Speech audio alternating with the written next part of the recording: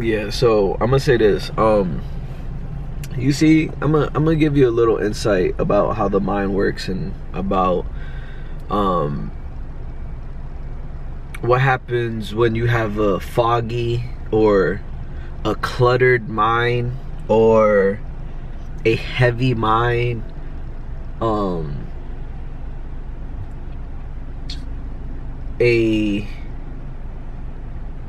A story that seems to play as soon as you wake up out of bed. Say you get out of bed, and I'm giving you some secrets to the mind right here. So listen carefully, please, because this will help you with your depression, your anxiety, your worries in life, your fears. When you wake up, sometimes this right here is in your face as soon as you wake up, and it's going to be different for everybody. Everybody's going to have a different worry or a different anxiety of something or fear.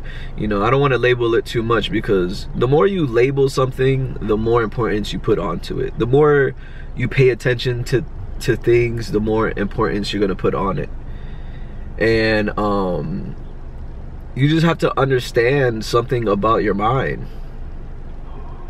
And what you have to understand is, when your mind gets foggy and cluttered, when negativity or doubt, a big one is doubt, or like, I guess like laziness, or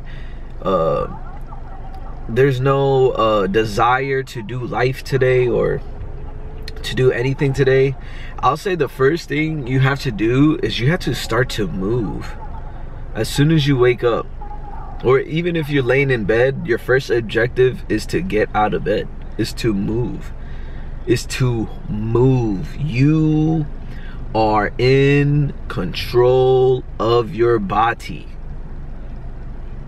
You may not be 100% in control of the thoughts the mind produces, but the key is here, you're in control of your body.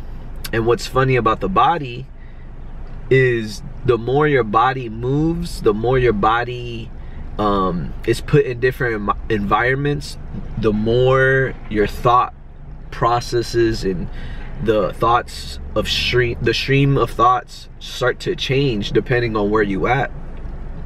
For an example, this morning I wasn't feeling too excited about life. I'm gonna say something else about this. I've been purposely studying about joy, happiness, you know, peace, sound mind, you know, all those sort of things, enlightenment, you know, just bliss, the word bliss. I've been studying it as a study. And this is the difference between me and majority of people. People are complainers. They'll complain about life. They will get so disinterested about life because of the emotion, or what's another word, the mood life seems to always put them in. You get what I'm saying? So what I'm going back to is, as soon as you start your day, you have to move. You have to move. You have to move the body, and the mind will follow. Now that's a pearl right there. That's a gem right there. But most people are not gonna purposely put this to practice, because in the moments it's so difficult. And I get that part. It's so difficult because it's like, you internally don't feel like doing anything. You internally don't feel like doing something. You internally don't feel like doing X, Y, and Z. But in order to do X, Y, and Z, my thing is, you don't have to feel like doing X, Y, and Z. And this is where, you know, the word discipline comes in. And people understand that concept too. Okay, I gotta be disciplined. I just gotta move, and I just gotta do this. You know, the same feeling that someone has that they gotta go somewhere because they work that day, or they gotta do something because they gotta go to school or someone.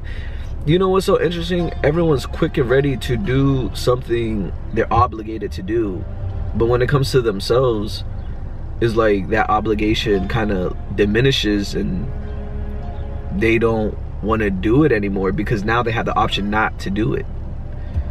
Versus, say you had a job, you almost kind of have to do it, even though you don't have to in reality, but you feel like you kind of have to do it because now there's consequences. No money, this, that, and the third. But when it comes to ourselves, we feel like there's no consequence when we don't do the things we need to do. But in reality, there is always consequence, and it's actually your happiness. It's actually your purpose. It's actually, you know, your satisfaction and your desire to grow.